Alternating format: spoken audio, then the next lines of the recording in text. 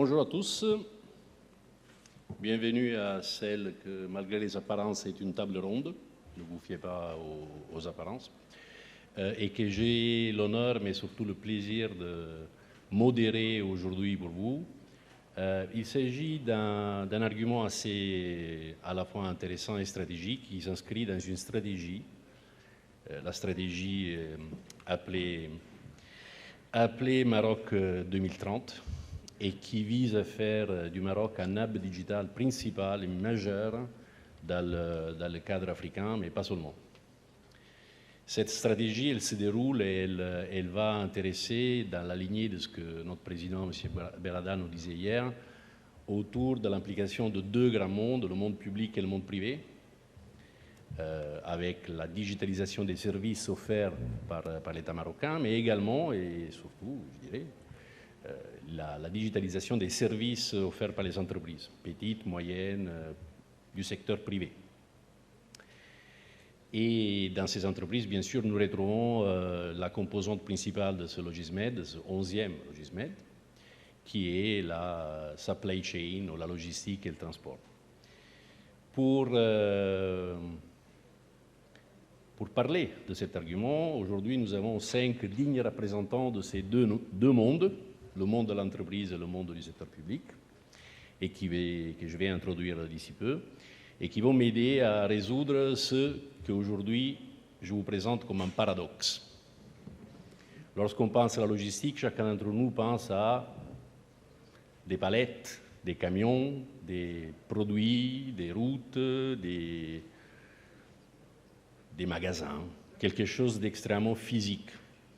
Lorsque vous pensez à la digitalisation, vous pensez à quelque chose de totalement immatériel, qui se manifeste dans votre téléphone, qui arrive de je ne sais pas où, via des petits câbles dont on se pose la question comment ils font pour transiter et faire transiter autant d'informations. Donc, ce qu'on va essayer de résoudre aujourd'hui avec mes chers intervenants, c'est l'histoire d'un paradigme, de comment faire pour, ou d'un paradoxe plutôt, de comment faire pour concilier un monde proprement matériel avec un monde par définition immatériel. Si vous êtes sage et si vous restez jusqu'à la fin de la conférence, je vous promets qu'on arrivera à vous donner quelques clés de réussite pour réussir ce virage qui est essentiel et sur lequel on a encore 5-6 ans pour intervenir efficacement.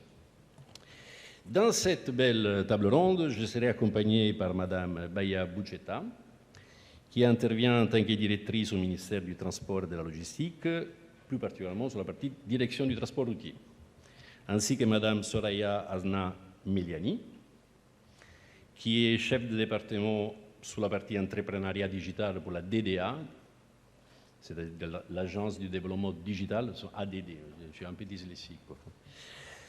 Monsieur Yadeida, qui est lui chef de la distribution au ministère de l'Industrie et du Commerce, ainsi que Olivier Pillon, chef et directeur exécutif au groupe Marjan Holding, et pour finir, la représentance internationale de cette conférence, Ignacio Ruiz, qui est le directeur technique des ventes pour la zone Iberia et France du groupe Zebra Technologies, qui est un acteur principal dans la partie technologique.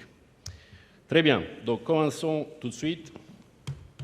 Je ne sais pas si on aura le temps à la fin des questions, on verra en fonction du timing, on va être ensemble encore une bonne heure, peut-être un peu plus. Je me rends compte que c'est une période un peu digestive, donc je vais essayer de faire en sorte que ça ne soit pas trop somnolente. Mais la première question que je voudrais vous poser, c'est, bon d'accord, l'intention est celle de digitaliser la chaîne logistique. Mais est-ce que vous avez quelques exemples déjà à partager avec nous, en commençant par vous, Madame Boucheta? Je ne sais pas si vous avez un micro ou si vous voulez venir. Merci. C'est toujours difficile de prendre la parole la première. Bon. Alors, premièrement, je veux féliciter les organisateurs de cet événement qui offre presque une messe annuelle pour les opérateurs de transport et de la logistique. Je voudrais également vous féliciter pour le choix du thème de la journée qui est le digital. fait, effectivement, on vit dans un monde qui est de plus en plus connecté, instable, en constante évolution. Et l'industrie du transport, en particulier le transport routier que je représente, doit suivre cette évolution, doit s'adapter, doit adopter des pratiques innovantes pour plus d'optimisation, de sécurité, de durabilité de la chaîne logistique. Alors, en tant qu'administration, alors l'administration publique également doit assurer cette transition vers le numérique. Il doit assurer ou rendre le service public plus accessible, plus transparent et plus équitable pour tous les administrés, que ce soit le citoyen lambda ou les partenaires ou les opérateurs qui sont les opérateurs économiques. Alors, l'utilisation ou l'adoption des nouvelles technologies de l'information, j'ose dire que le ministère en charge du transport était précurseur, parce que le premier radar automatisé pour le contrôle de la vitesse est installé en 2005, il y a presque 20 ans. Donc, il y a presque 20 ans qu'on a commencé à utiliser les radars fixes. Pas le bon exemple. Hein. On s'est tous fait flasher. Malheureusement pour moi, j'étais déjà dans le ministère. Donc... C'est vrai. Aujourd'hui, actuellement, la transformation digitale est toujours est un enjeu stratégique pour le ministère. Rien pour information, le ministère actuellement, il mène une étude stratégique pour sa transformation digitale pour tous les métiers, tous ces métiers, que ce soit routier, aérien ou maritime. L'objectif étant effectivement d'améliorer ces processus métiers, de faciliter le processus de bout en bout pour les usagers du service public qu'offre le ministère, mais aussi d'anticiper sur des concepts nouveaux, de nouvelles technologies. On parle maintenant du big data, de l'intelligence artificielle, etc. Alors, dans ce contexte-là, et en commun accord, vous avez parlé d'exemples, monsieur, donc je vais vous donner un exemple sur lequel on travaille actuellement. Dans ce contexte, et en commun accord avec les professionnels du secteur de transport routier, on travaille sur la digitalisation du manifeste de fret. Alors, pour ceux qui ne sont pas transporteurs dans cette salle, le manifeste de fret, c'est un document qui est obligatoire, réglementaire. Il est institué par la loi 1699 qui a porté libéralisation de tout le secteur du transport routier de marchandises et qui comporte plusieurs informations qui sont pertinentes. On parle de l'expéditeur, du chargeur, du transporteur, du conducteur, de l'entreprise de transport, de l'opération de transport, la nature de la marchandise, son poids, le lieu du chargement, du déchargement, l'heure du chargement et du déchargement. Alors, je vous laisse imaginer la grande quantité d'informations qu'on peut avoir rien qu'en exploitant le manifeste de fret. Ce document-là, si on arrive à l'exploiter, il sera une source d'information très importante pour rendre la vision plus éclairée, la vision ou le pilotage du secteur du transport routier. Il sera également une source pour alimenter les observatoires, notamment l'observatoire de la distribution, l'observatoire de l'AMDL sur l'observatoire de la logistique, mais aussi la digitalisation de ce document.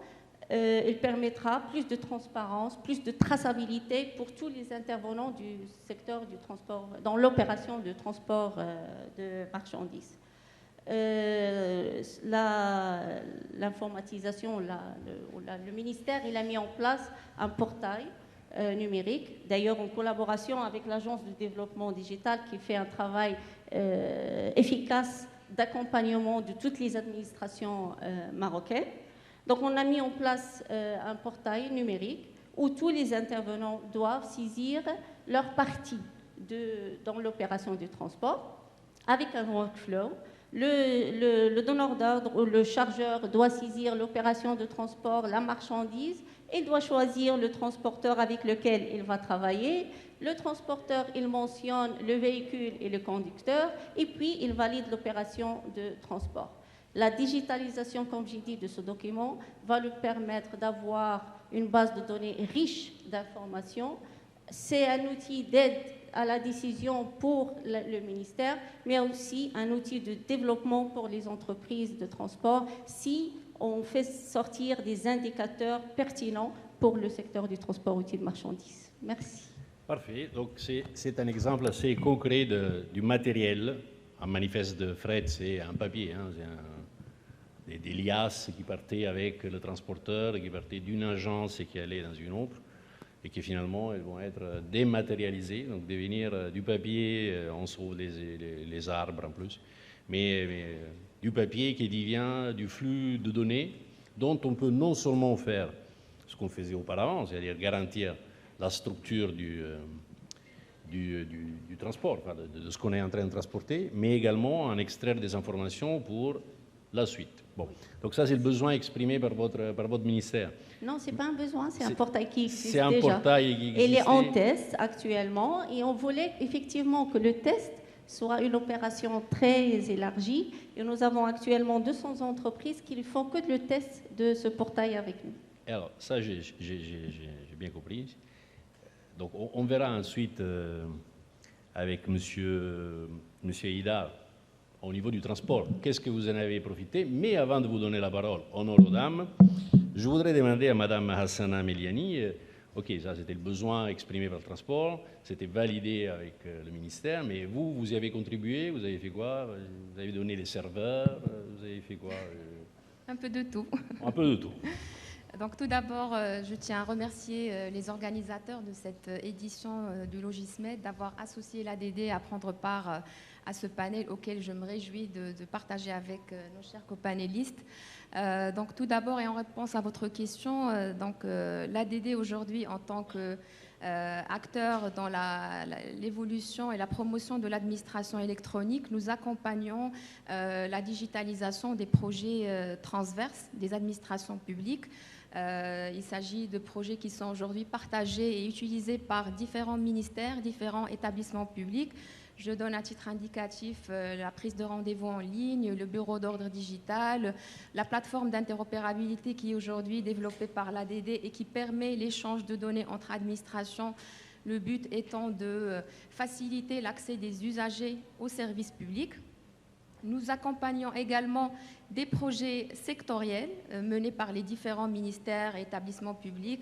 Et c'est dans ce cadre que nous avons apporté notre appui au ministère du Transport et nous avons co-créé la solution de digitalisation du manifeste de fret. L'objectif étant justement de livrer un service public de qualité au profit des acteurs du transport routier de marchandises. Je ne vais pas trop m'attarder sur les détails fonctionnels qui ont été rappelés par Madame Boustah, mais j'aimerais mentionner qu'il ne s'agit pas de la mise en place d'une solution technologique, mais ça incarne également une approche holistique centrée essentiellement sur les besoins des utilisateurs finaux. D'ailleurs, la phase de conception de la solution, qui a d'ailleurs pris plusieurs séances de travail, n'est-ce pas, Madame Boustah, était axée sur plusieurs réunions participatives engageant un processus itératif, puisque la solution elle a été développée par les équipes de la Digital Factory de l'ADD en se basant sur un processus itératif, agile, impliquant un certain nombre de partenaires, de parties prenantes, ce qu'on appelle les personas tout au long de la phase de développement de la solution. Donc cette démarche orientée utilisateur final et axée sur l'innovation a permis non seulement de mettre en place ou de répondre aux exigences fonctionnelles du projet, mais de garantir une expérience utilisateur assez fluide et enrichissante, ce qui permettrait par la suite une appropriation facile par les utilisateurs finaux. Donc j'aimerais aussi mentionner sur un autre registre et vu le rôle que joue aujourd'hui l'ADD en tant que catalyseur de la transformation digitale, nous apportons un intérêt particulier à l'évolution aussi de l'écosystème des startups. Aujourd'hui, nous avons érigé l'évolution de ce système, de cet écosystème des startups au centre de nos chantiers stratégiques et nous avons mis en place un certain nombre d'initiatives en vue de favoriser l'émergence de ces nouveaux acteurs dans différents secteurs et notamment le secteur de la logistique.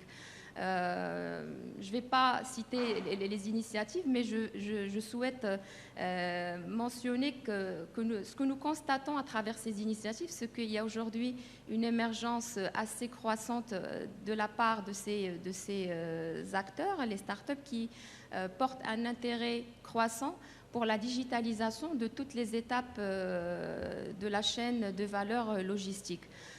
C'est un secteur qui est aujourd'hui très attractif, de par donc la demande croissante des services logistiques de qualité qui est en hausse suite à l'évolution du commerce électronique, à l'industrialisation croissante, aussi au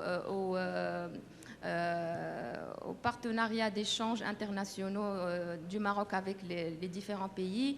C'est aussi un secteur qui offre plusieurs opportunités d'innovation avec l'émergence des technologies disruptives telles que l'IA, la blockchain, l'intelligence artificielle. Donc il y a ces nouveaux acteurs qui explorent de plus en plus ces nouvelles technologies.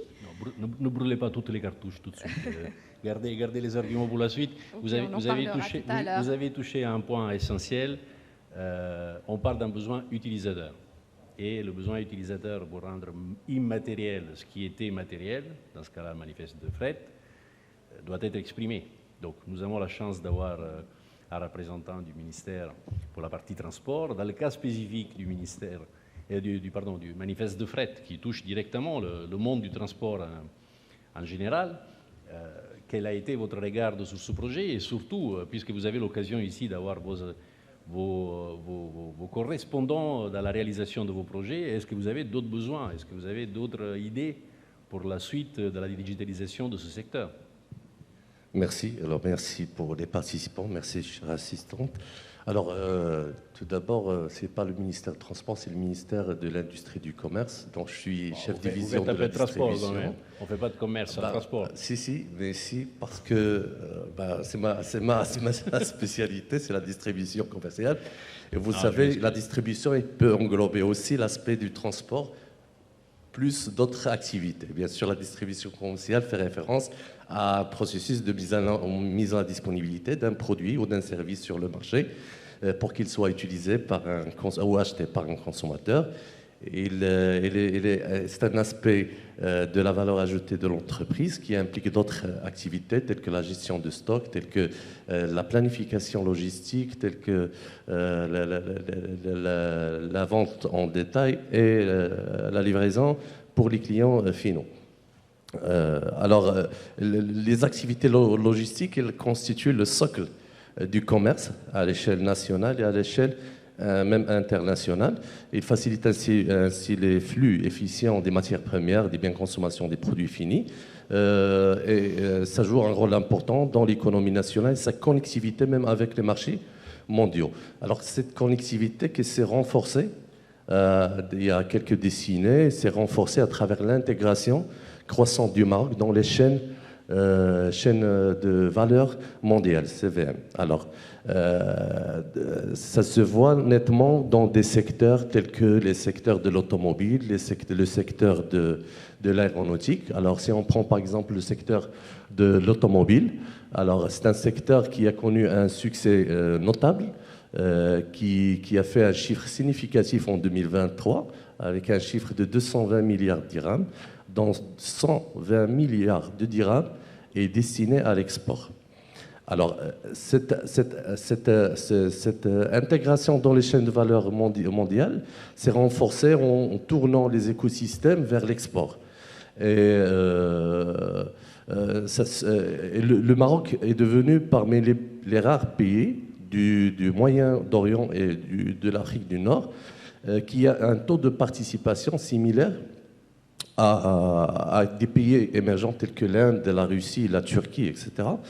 Alors, cette intégration se voit à deux niveaux. Le premier niveau, c'est la valeur ajoutée marocaine dans les exportations du reste du monde et la valeur ajoutée étrangère dans les exportations du Maroc. Alors, cela est rendu possible grâce à des investissements qui ont été faits dans des infrastructures de premier plan, notamment les ports, les zones logistiques, aussi les routes. Et donc le Maroc aujourd'hui est classé 22e à l'échelle mondiale et 2e au niveau de l'Afrique selon l'index de l'agilité du logistique des pays émergents. Et on peut parler aussi du port Tangier Med aujourd'hui qui est classé 19e au niveau du monde selon les données fournisseurs d'Alpha Liner. Et aussi, au-delà si on veut donner un exemple ou bien illustrer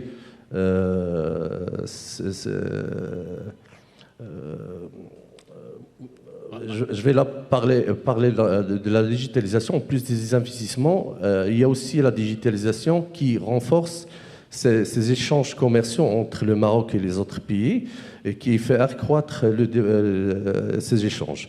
Et si on veut donner un exemple, c'est l'exemple bien sûr de Portnet. Je crois qu'on a ici avec nous le directeur général Portnet qui a fait son intervention ce matin.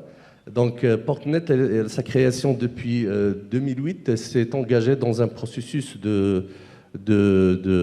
bien dans une stratégie ambitieuse de digitalisation. Et donc on a réussi à digitaliser les processus, tous les processus relatifs au transport, relatifs à la chaîne logistique entre le Maroc et les pays, en collaboration bien sûr avec tous les acteurs de l'écosystème. Alors, je me retourne vers la distribution en interne. Aujourd'hui, la distribution en interne, elle est en début de transition vers une distribution plus moderne et traçable. Actuellement, le tissu traditionnel domine encore largement le paysage commercial, mais on peut dire qu'on est en phase de transition. L'essor du commerce électronique et de la distribution moderne montre l'intérêt d'utiliser des logiciels efficaces pour la distribution. Alors, l'intégration de la digitalisation au sein d'un tissu commercial traditionnel reste très limitée. Alors, pour cela, le ministère a entrepris plusieurs actions dans ce domaine. On a mis en place le Moroccan Retail Tech Builder, c'est une plateforme et un accélérateur des startups pour concevoir et mettre en place des solutions innovantes dédiées au commerce de proximité. Et donc, autre que ce projet, on a mis en place des programmes d'accompagnement pour intégrer, de formation pour intégrer les commerçants dans la digitalisation et pour les intégrer dans des marketplaces nationales existants.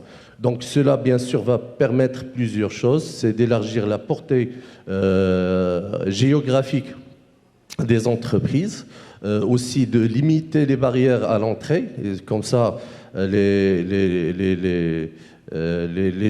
petites entreprises peuvent rivaliser avec les grandes. Aussi de satisfaire la demande des clients et de la clientèle. C'est-à-dire si on peut bien, à travers la digitalisation, analyser les besoins des clientèles, on peut encore fidéliser une grande partie. Alors, quatrièmement, c'est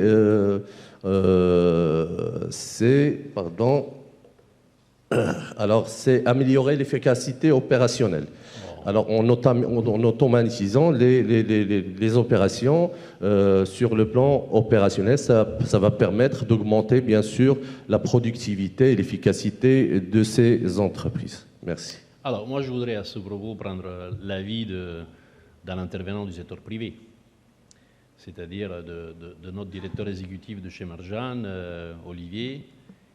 Et je vais vous poser la question, est-ce que vous avez eu les mêmes réflexions en interne chez Marjan et comment vous comptez améliorer votre efficacité opérationnelle, votre impact commercial avec la digitalisation comme étant l'un des leviers? Bonjour.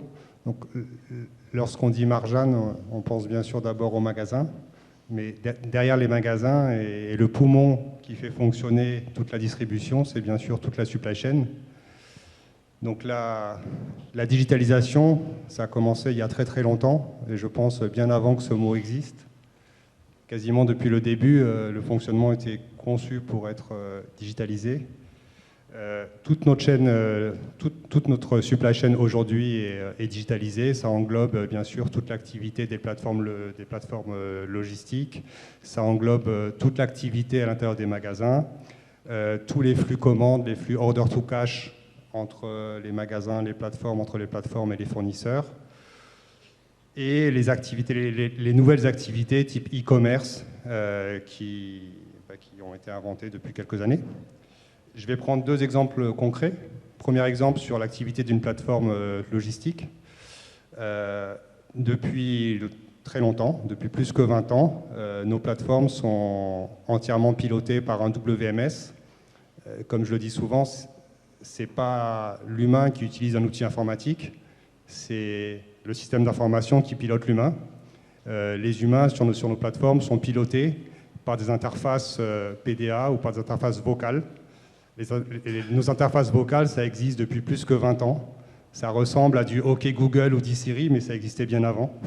C'est-à-dire qu'en fait, les opérateurs logistiques, ils ont un casque et un micro, et le système d'information leur parle, leur dit précisément quoi faire, et eux, ils vont répondre, soit pour dire OK, je l'ai fait, ou soit pour dire qu'ils n'ont pas pu le faire parce qu'il y avait un problème, ou pour donner une information au système. L'intérêt de la vocale, c'est que ça permet de garder les deux mains libres pour manipuler des colis, mais on utilise aussi de plus en plus des PDA, tout type de PDA, des PDA qu'on tient à la main, des PDA qui sont fixés sur des engins, etc. Et donc tout ça, ça permet d'avoir un pilotage de processus complexes à grande échelle, et en même temps de produire énormément de data. Tout ce qui se passe est enregistré. Et cette data, c'est toute la richesse qui permet derrière d'analyser le fonctionnement de la plateforme, d'identifier des dysfonctionnements ou des points d'amélioration. Piloter une plateforme, une grosse plateforme, si je donne quelques chiffres, une plateforme de plus de 50 000 m² qui va stocker plus de 50 000 palettes, qui prépare plus de 50 000 colis par jour, sur plusieurs dizaines de milliers de références, avec environ plus de 300 personnes qui travaillent sur la plateforme. Si ce n'était pas entièrement digitalisé, ça serait juste impossible. Ou en tout cas pas avec les volumes et la vitesse avec laquelle on produit aujourd'hui. Donc ça, c'est un premier exemple. Un deuxième exemple plus récent, lorsque chez Marjan, on a lancé notre premier e-commerce. C'était en 2020, juste après le confinement, mais en fait, on travaillait dessus depuis bien avant le Covid. On avait une obsession pour lancer les courses Marjan, c'était de tenir toutes les promesses. Et le plus frustrant pour un client, lorsqu'il a passé du temps à commander ses courses en ligne, c'est de découvrir à la livraison qu'il manque une partie des produits qu'il a commandés. Et c'est vrai que les premières générations d'e-commerce, souvent, il y avait un système en ligne sur Internet de prise de commande, déconnecté du reste, donc qui enregistre votre commande et qui ensuite va transmettre la commande à d'autres systèmes qui vont la préparer. Nous, depuis le début, on a pris l'option d'avoir tous nos systèmes interconnectés, et au moment où on prend la commande, on réfléchit en temps réel à comment on va l'exécuter.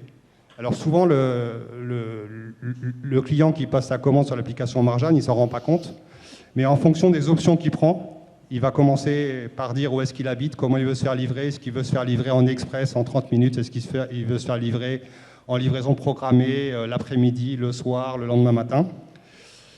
Et en fonction des options qu'il prend, ça va lui présenter des produits différents qui vont tenir compte, ça va en back-office lui choisir un magasin de préparation en fonction des produits qu'il veut, en fonction de la charge de commande qu'on connaît déjà sur les différents magasins.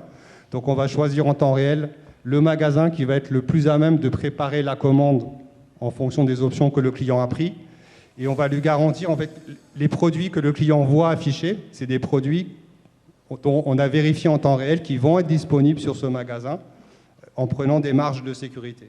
Ce qui nous permet d'optimiser nos chances de satisfaire le client, à la fois sur le contenu de ce qui va lui être livré et aussi sur les délais. Parfait. Donc, ça, c'est un exemple parfait d'une digitalisation interne à une entreprise et une digitalisation externe. Vous avez internalisé vos processus en y ajoutant du WMS, du vocal, hein, et en même temps, vous avez digitalisé un processus de vente qui est celui que votre entreprise a et entreprend avec vos clients. Pour faire ça, vous ne l'avez pas fait tout seul. Vous avez eu besoin d'intégrateurs. Vous avez besoin de gens comme Ignacio à votre gauche, que lui, il représente en fait des fournisseurs, ou même des partenaires dans la transition digitale pour les entreprises qui souhaitent l'entreprendre, que ce soit des entreprises du privé ou du public. Mais j'imagine que ZTS, sans dévoiler des secrets, a un regard d'un point de vue stratégique sur la digitalisation des entreprises et sur les services que vous pouvez fournir. Oui, bien sûr. Vous allez en partager quelques-uns avec nous. Oui, je vais partager un exemple, comment Zebra il conçoit la digitalisation. Mais avant ça, je voulais placer une nomination, un système. Donc, on a parlé ici, tous mes collègues dans la table ronde, des différents moments de digitalisation.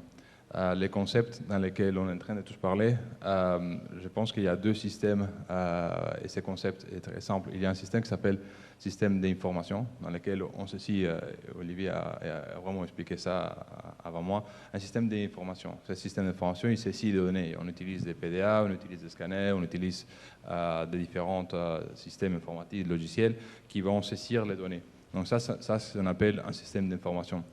Ensuite, la digitalisation, telle comme on la voit, comme on l'aperçoit surtout vers l'avenir, on va passer d'un système d'information à un système de réalité. Un système de réalité sur lequel toutes ces données qui sont saisies, qui sont stockées sur un serveur, qui sont stockées, sur lesquelles on va analyser après la problématique, ou pas, ou les données, les systèmes de réalité, ils vont prendre des actions. C'est-à-dire, avec toutes ces données, tous ces flux d'informations, on va automatiquement déclencher une action. Donc, c'est ça, justement, là maintenant, dans lequel on parle de la digitalisation de futur, la digitalisation logistique. On veut transitionner d'un système d'information de ces 6 données qui est très bien. Déjà, c'est un pas très important. Justement, on trouve encore des sociétés sur lesquelles on voit des gens apprendre des infos avec un papier et un crayon. Donc ça, c'est un premier step, la digitalisation des systèmes d'information. Et ensuite, le deuxième step, ça sera plutôt les systèmes de réalité. Donc l'exemple que je voulais mettre au niveau de la digitalisation, c'est un exemple international, comme vous savez tout à l'heure, au niveau international.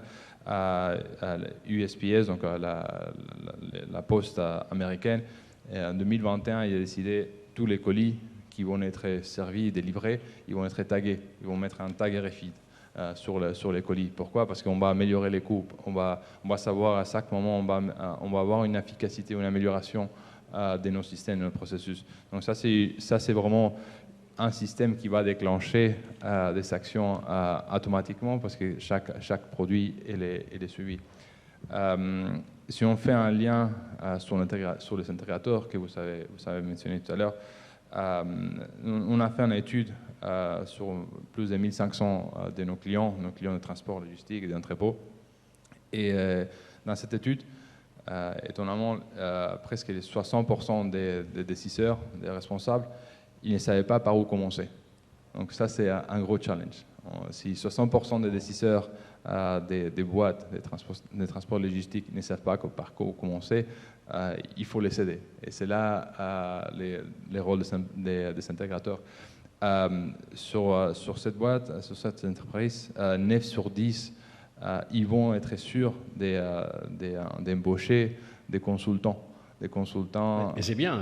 Ouais, c'est très bien, bien sûr. C'est très bien parce qu'ils vont enrichir. C'est pas son corps de métier. Les corps de métier dans une société transport logistique, c'est vraiment délivrer les colis, faire vraiment les suivis, mais c'est pour ça le rôle d'un intégrateur est si important, parce qu'ils vont être capables, justement on a parlé d'avoir des logiciels vraiment bien faits pour donner une disponibilité aux consommateurs, mais également d'être interconnectés entre les différents systèmes. Donc avec ces systèmes de réalité, ces rôles des intégrateurs, c'est ça qu'on va réussir à en avoir. Très bien. Alors, on a parlé des utilisateurs. On a parlé du rôle central de ce qu'on va appeler vos clients. Mais Soraya en parlait tout à l'heure, vous avez plusieurs initiatives qui sont lancées pour aider, que ce soit les petites et moyennes entreprises, les start-up. En partant par Madame Bucetta, comment aujourd'hui, si moi je souhaite réussir ma digitalisation, je suis convaincu qu'il faut que je me digitalise, que je sois un service interne de l'État ou que je sois un client externe ou un service d'une entreprise internationale comme Marjan, je suis convaincu. Je sais qu'il faut que je mette de l'intelligence, on va dire, informatique dans mes process et dans mes actions. Comment vous les aidez? Quel est votre rôle? Comment vous arrivez à les convaincre que c'est ça qu'il faut faire et comment le faire? Vous les accompagnez par la main, vous faites à leur place, comment ça se passe? Vous en avez là, hein? Vous en avez peut-être qui sont candidats. Oui, alors... Essayez de les convaincre. En tant qu'administration effectivement publique, nous avons... Je vais parler un petit peu de mon vécu, c'est le transport routier. Vous ne pouvez pas parler du mien. Donc, nous avons un secteur qui est assez atomisé et un tissu économique constitué de très petites entreprises, avec presque 80% des entreprises qui n'ont qu'un ou deux véhicules. Alors, le digital n'est pas encore ancré dans les mœurs de cette population. Alors le ministère, il est dans son rôle d'accompagnateur, effectivement. Il joue son rôle pédagogique pour montrer les avantages avec lesquels on peut profiter de la digitalisation, même pour les très petites entreprises. Alors, je donne un exemple. Maintenant, si on dit une entreprise de transport, pour renouveler vos documents administratifs, vous n'êtes pas obligé d'aller voir les services territoriaux du ministère. Vous pouvez renouveler vos documents dans vos entreprises. Ça, c'est un avantage, c'est un gain de temps que toutes les entreprises, et les grandes et les petites, peuvent avoir à travers la digitalisation. Et actuellement, nous avons 60% des entreprises du parc du transport routier de marchandises qui ne viennent pas au niveau du service territorial du ministère et qui renouvellent leurs documents dans leurs entreprises. Je donne aussi un autre exemple pédagogique en matière de digitalisation, c'est la subvention du gasoil. Alors les transporteurs savent qu'on a mis en place une subvention pour le gasoil. On est à la 6e subvention, il te passe par la plateforme. Vous faites la demande par la plateforme, vous êtes identifié à travers la plateforme, vous validez votre pack à travers la plateforme, les données, les entités de paiement se fait aussi au niveau de la plateforme qu'ils connaissent, c'est Mouakaba, et puis vous êtes payé aussi, le paiement il est généré d'une manière automatique. Il n'y a pas de déplacement, il n'y a pas de contact humain entre le transporteur et l'administration. Ça aussi, c'est un très bon exemple de la digitalisation du bout en bout. Alors, on est, pour la subvention gasoil, le chiffre, on est à 8 milliards de dirhams. C'est pas rien. Voilà, donc il y a aussi cet accompagnement et en montrant les avantages qu'on peut avoir de la digitalisation. La deuxième des choses, c'est la montée en compétences. Ça aussi, c'est une des choses sur lesquelles le ministère travaille pour la restructuration du secteur du transport routier. Alors, chacun de nous peut être investisseur dans le transport routier de marchandises, mais on insiste sur une personne qui s'appelle le responsable d'activité. Alors, si quelqu'un veut investir dans le secteur, il doit savoir qu'il y a des règles, qu'il y a de la réglementation. Alors, soit lui, il maîtrise ses règles et ses réglementations, soit il fait travailler quelqu'un qui connaît les bonnes pratiques, qui connaît la réglementation, les règles pour faire le secteur, pour travailler, exploiter une activité de transport routier de marchandises. Donc, c'est une montée de compétences qui va venir par la suite et qui va aussi accompagner le secteur dans tout ce qui est digital. Parfait. Donc, en fait, une entreprise, que ce soit petite ou grande, dans son secteur du transport, elle peut aujourd'hui déjà utiliser des services digitaux que vous mettez à disposition et qu'il faut peut-être faire connaître davantage, sur lesquels il faut insister dans leur utilisation. Ils sentent maintenant les avantages. Ils perçoivent une subvention à travers le digital. Et il y a le gain du temps à travers le digital. Donc ces avantages, ils commencent à les sentir. Et c'est à eux, actuellement, qui nous demandent d'aller de plus en plus vers le digital. Parfait. Moi, je n'ai pas de camion, mais m'avait presque convaincu à en acheter un pour avoir la subvention. Soraya, est-ce que l'Agence du développement digital propose des aides ou accompagne les entreprises ou des clients internes aux différents systèmes d'État pour digitaliser davantage leur processus?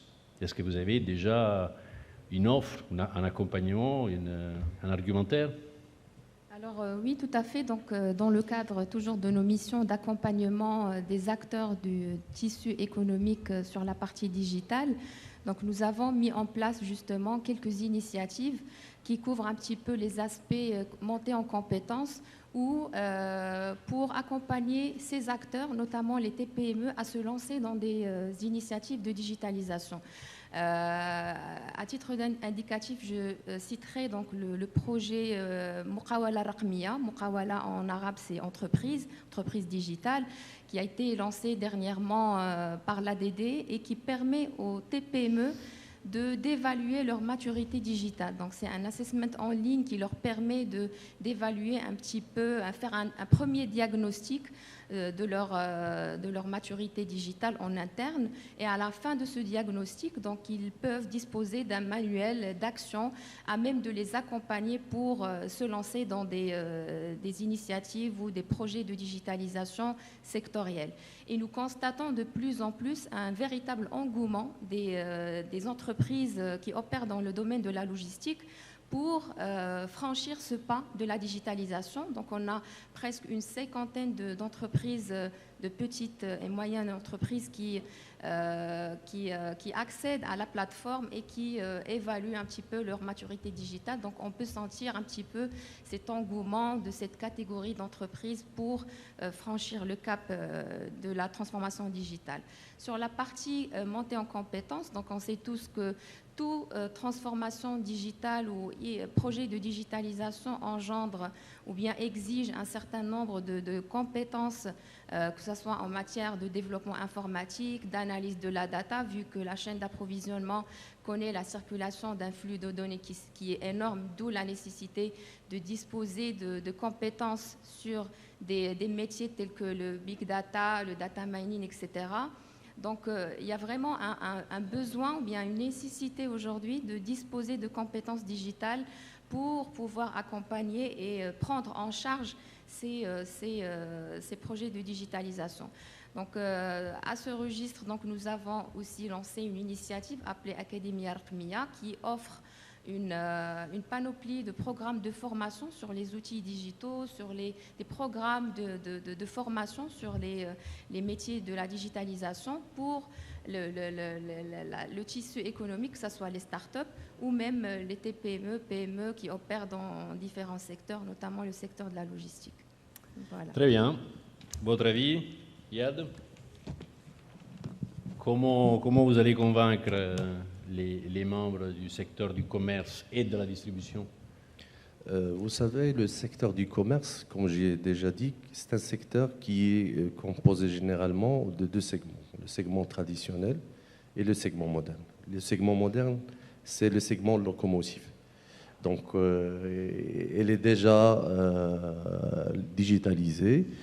Il y a un effort à faire sur le deuxième segment, qui est traditionnel, qui constitue le 80% du tissu. Pour cela, comme j'ai dit, on a essayé de banaliser quelques solutions digitales au profit de ce secteur, parce que le commerçant il ne peut pas utiliser des solutions digitales complexes. Donc il faut adapter la solution aux besoins de ce commerçant. Et donc on a, comme j'ai déjà expliqué, on a déjà mis en place le Moroccan Retail Tech Builder, en partenariat avec l'Université Polytechnique de Mohamed VI à Ben Guerir. Et donc, comme j'ai dit, le MRTP, c'est un incubateur et accélérateur des startups qui conçoivent et qui met en place sur le marché des solutions adaptées aux besoins des commerçants et adaptées aux besoins des consommateurs. Alors, nous avons jusqu'à présent accompagné 100 startups et nous allons accompagner 50 autres startups d'ici fin 2024. Nous avons aussi tissu des partenariats avec des locomotives du secteur du e-commerce pour faire intégrer les commerçants dans leurs plateformes et d'essayer de converger ces commerçants vers l'omnicanalité et donc de diversifier leur mode de distribution. Et on a réussi à intégrer jusqu'à présent 6000 commerçants. Nous avons aussi mis des programmes de formation au profit de cette catégorie en collaboration avec les chambres d'industrie et du service. Et donc, nous avons pu former et sensibiliser les commerçants à l'importance de l'utilisation de la digitalisation. Aussi, on essaie en travaillant en étroite collaboration avec la Fondation d'éducation financière, on a mis en place un programme d'inclusion financière pour inclure les commerçants pour les inciter à utiliser les moyens de paiement numériques, notamment le mobile payment. Parfait. Et dans une entreprise comme Marjan, les différents services, comment vous arrivez à les accompagner dans leur processus de digitalisation? Je fais un exemple, vous nous avez fait un exemple sur la logistique, sur l'e-commerce qui devient un des canaux de distribution de votre entreprise. Il y en a peut-être d'autres, la prise de commande logistique chez les fournisseurs, il y a d'autres secteurs. Comment vous faites pour les accompagner? Vous avez une stratégie, vous avez un service ou... Chez Marjan, les choses ont démarré il y a très longtemps, mais c'est vrai que ça s'est accéléré depuis le Covid. Je pense qu'il y a vraiment différentes natures de digitalisation. Déjà, on peut distinguer peut-être 3 étapes ou 3 niveaux. La première étape, c'est de digitaliser au sens premier, c'est-à-dire supprimer le papier pour remplacer le papier par de la data. Et c'est là qu'on crée de la data. Et en fait, tout l'enjeu, c'est vraiment de produire de la data. La richesse, c'est la data, c'est pas digitalisé. Donc cette première étape de produire de la data, tout dépend d'où on part en termes de système d'information. Si on a déjà des process matures et des SI matures, on a déjà quasiment réussi cette première étape. Ensuite, c'est apprendre à valoriser cette data, c'est-à-dire apprendre à explorer cette data avec agilité, la mettre à disposition de tout le monde en quasi temps réel pour en tirer toute sa richesse. Et la troisième étape, au-delà de l'analyse, c'est de pouvoir actionner cette data de manière automatique, donc que la data va déclencher des mécanismes, des automatismes qui vont pouvoir optimiser d'autres services ou produire de nouveaux services, notamment des services en ligne pour le consommateur. Donc, selon les domaines d'application, on peut avoir toutes les formes de projets possibles. Lorsqu'il s'agit d'informatiser, de digitaliser au sein d'une direction, d'une division, ça peut être un projet métier. Mais très vite, on arrive sur un groupe comme Marjan avec des choses très transverses. Et donc, à un moment, on a estimé nécessaire de créer une direction stratégie et data, alors qui a eu différents noms, qui s'est appelé à une époque digitalisation et qui s'est appelé ensuite data, et qui est là justement pour coordonner dans un grand groupe comme Marjan tous ces projets et l'inscrire dans une stratégie d'ensemble. Parce qu'en fait, à partir d'un certain point, on ne fait pas de la digitalisation juste pour faire de la techno. On se rend compte que petit à petit, ça devient le plan stratégique de l'entreprise. Et tout ça, c'est l'entreprise qui se transforme, qui réinvente son métier, parce que le monde change et on doit inventer le métier de demain. Et les entreprises qui réussiront demain et qui resteront demain seront celles qui auront su se transformer. Et vous, en tant qu'intégrateur, comment vous pouvez convaincre, aider, quels services vous offrez, à part vendre vos très chères machines, logiciels? Oui, donc il y a effectivement comment convaincre, ça c'est une question plutôt compliquée d'un point de vue des fabricants, mais effectivement on dirait plutôt toutes les sociétés, toutes les entreprises qui seront prêtes par la suite, ils ont des capacités à utiliser tous les logiciels, toutes les données, des outils, des machine learning, etc., des solutions qui vont leur permettre d'être beaucoup plus agiles. Donc nous, en tant que fabricants, on s'est orienté vers la création de solutions qui vont apporter l'aide aux entreprises pour donner cette capacité. Donc, nous, surtout, on veut, d'une façon importante, être capable de protéger l'investissement. Donc, si une société aujourd'hui va essayer de faire un investissement sur de long terme dans la digitalisation du transport logistique, on va être sûr que c'est un investissement d'ici à 3 à 4 ans. La technologie, on a vu comment ça avance rapidement. On a parlé d'intelligence artificielle, on a parlé de machine learning, deep learning, etc., etc. On sait que d'ici à 3 ans, la technologie va continuer à avancer. Donc nous, on propose des solutions qui pourront aider à la digitalisation de tous les systèmes, que ce soit public, que ce soit privé. Et c'est notre corps de métier, essayer d'apporter ce soutien aux personnes, aux staffs des différentes sociétés. Effectivement, il y a un point récurrent qu'on trouve, c'est la connaissance ou l'amélioration des connaissances du personnel.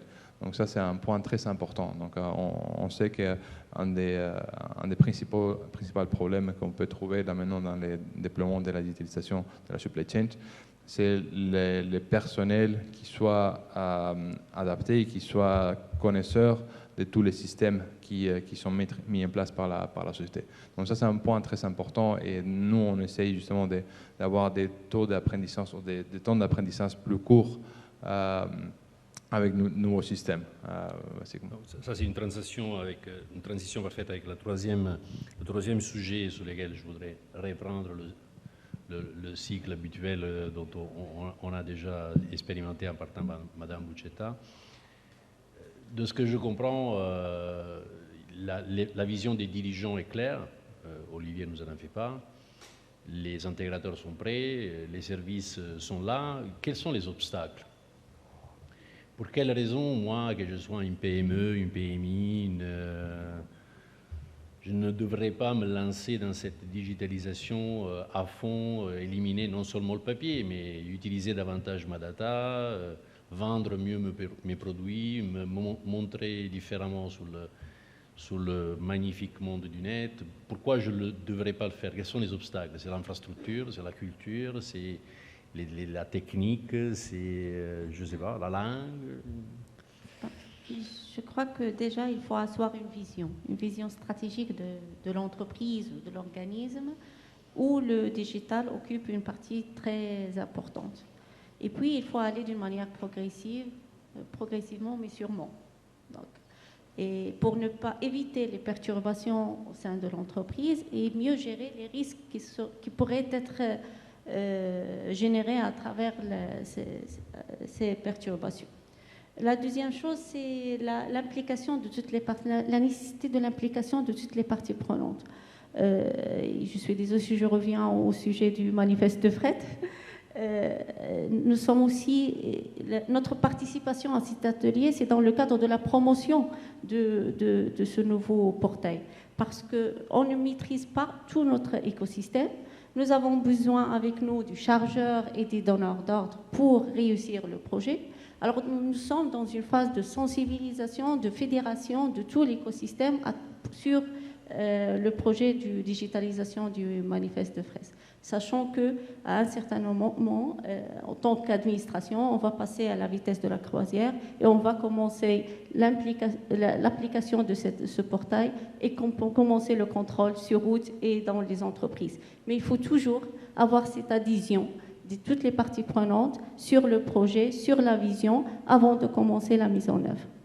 Merci. Pour vous, le principal obstacle, Soraya, ou les principaux obstacles? Oui, on a plusieurs, donc effectivement... Commençons avec les gros.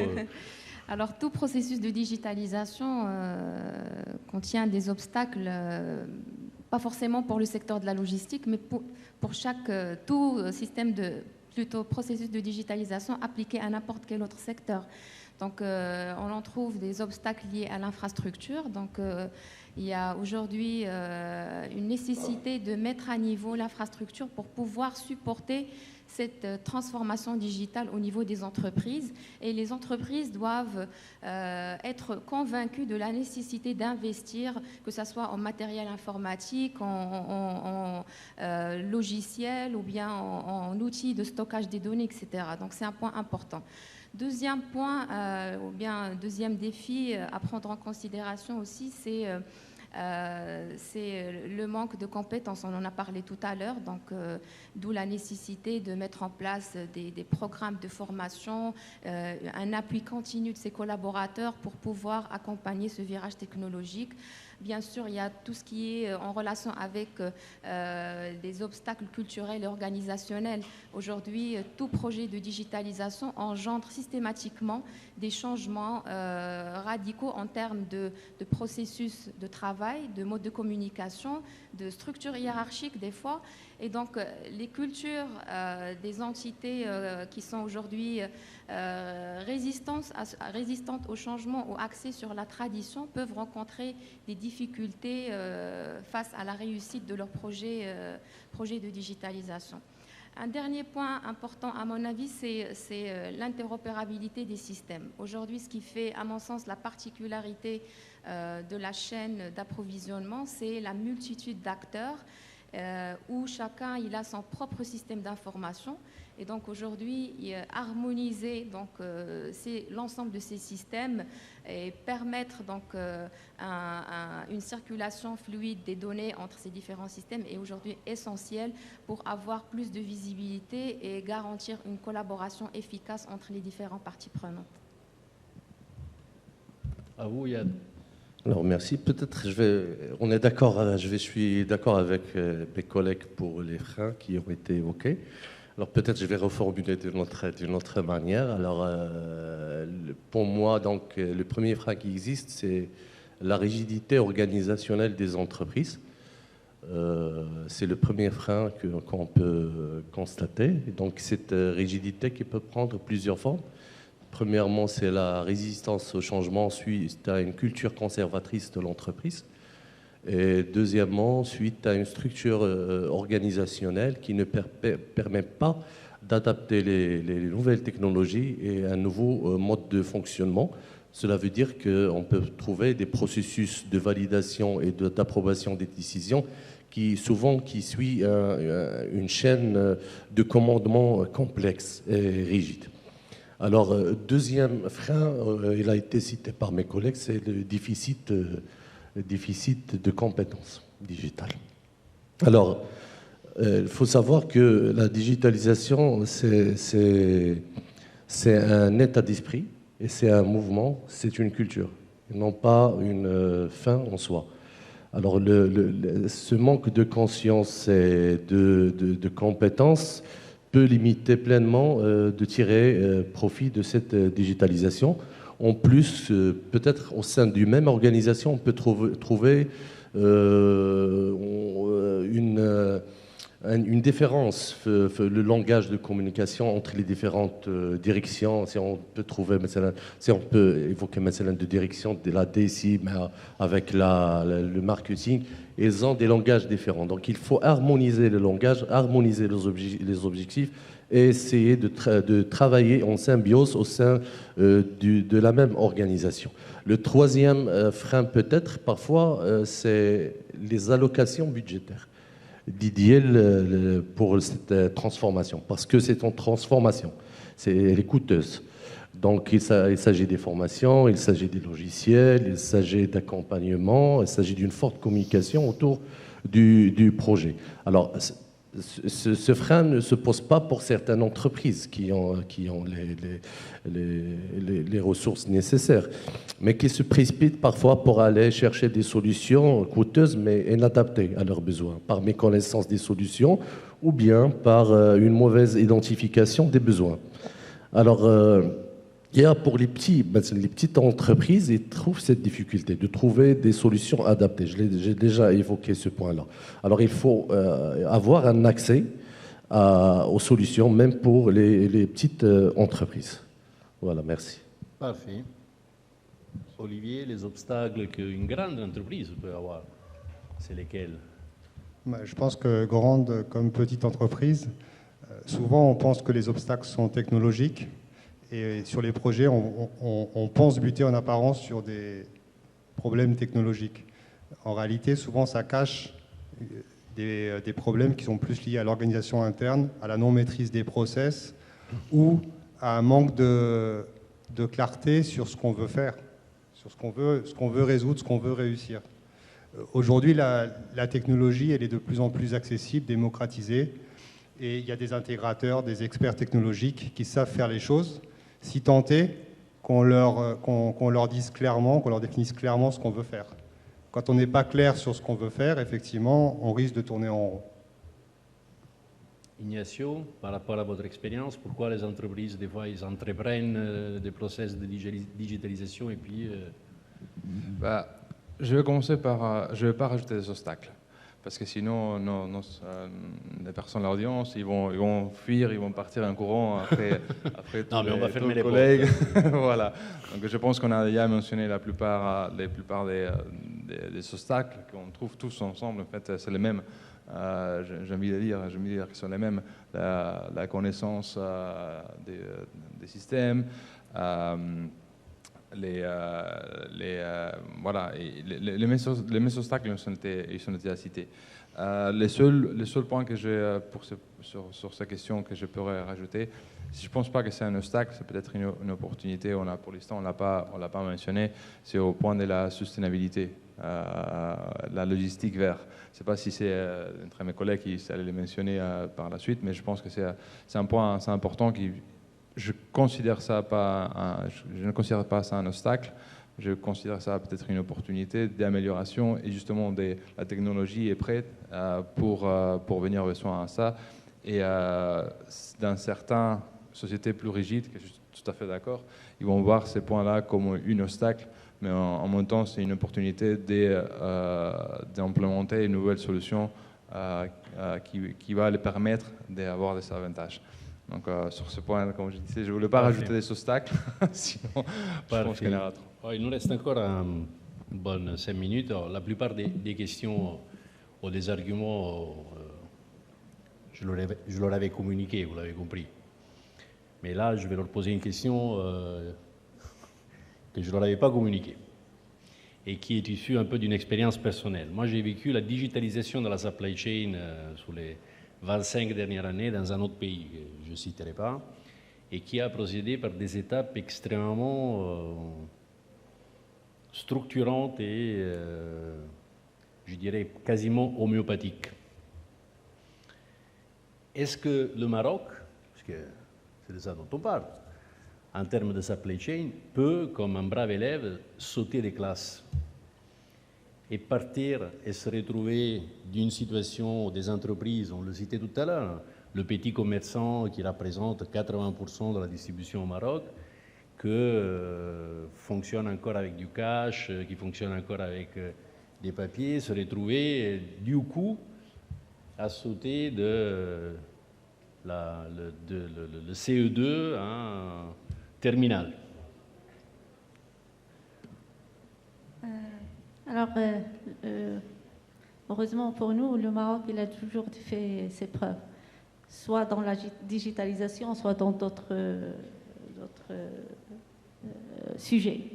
Et il a su contextualiser les bonnes pratiques selon le contexte marocain, et il a très bien fait des pas d'une manière très accélérée par rapport à d'autres pays pour se retrouver peut-être dans les rangs des des pays les plus émergents ou les économies émergentes qui ont réussi très bien leur transition, soit écologique, soit digitale. Et je crois qu'on est dans le bon chemin et on va réussir ce pari aussi. Merci. Je rejoins Madame Boustia tout à fait. Donc, effectivement, aujourd'hui, le Maroc, il a tout son potentiel pour réussir et franchir le cap de la transformation, je dirais, innovante de toute la supply chain au Maroc. Aujourd'hui, nous avons un ministère qui fait un travail remarquable, il a une vision de transformer un petit peu toute la chaîne de valeur logistique et du transport avec le ministère de l'Industrie aussi. Nous avons aussi un ministère qui travaille aujourd'hui sur toute la partie transition numérique avec l'agence qui est le bras armé du ministère pour mettre en place cette stratégie. Donc déjà, il y a une volonté politique de positionner le Maroc en tant que hub digital sur tous les niveaux et concernant l'ensemble des secteurs économiques du pays. On a parlé tout à l'heure de start-up. Aujourd'hui, nous avons également un tissu économique de jeunes acteurs, de nouveaux acteurs qui sont de plus en plus impliqués et activement engagés dans la transformation de cette chaîne de valeur logistique. Nous avons une pépinière de jeunes porteurs de projets, de start-up qui explorent de plus en plus les nouvelles technologies et qui sont en train d'optimiser les opérations de transport, de traçabilité, d'entrepôt, etc. Et c'est des acteurs sur lesquels on peut aujourd'hui compter pour nous accompagner en tant aujourd'hui qu'institutionnels dans cette transformation digitale. Et Inch'Allah, on y arrivera sûrement, Inch'Allah. Alors, Yad, est-ce qu'à votre avis, le Maroc peut sauter des classes? Alors, Est-ce se retrouver en Champions League? je pense qu'on a tout ce qu'il faut. On a tous les ingrédients. On a les orientations, on a la vision, on a les institutions. Depuis quelques années, là, c'est une première. On a mis le ministère de l'Industrie a initié l'établissement de l'agence développement digital, et ça, c'est une première au Maroc. Ça veut dire que c'est un chantier qui est fondamental. Et donc, nous avons tout un ministère dédié à la transition numérique, et on l'a appelé transition. Ça veut dire qu'on veut transiter vers le digital. On a la volonté de tous les acteurs, je pense même pour les commerçants, qui sont le segment le plus fragile et sont conscients de l'importance de cette digitalisation. Et je pense qu'on est en phase, en début de cette transition. Et donc on est optimiste.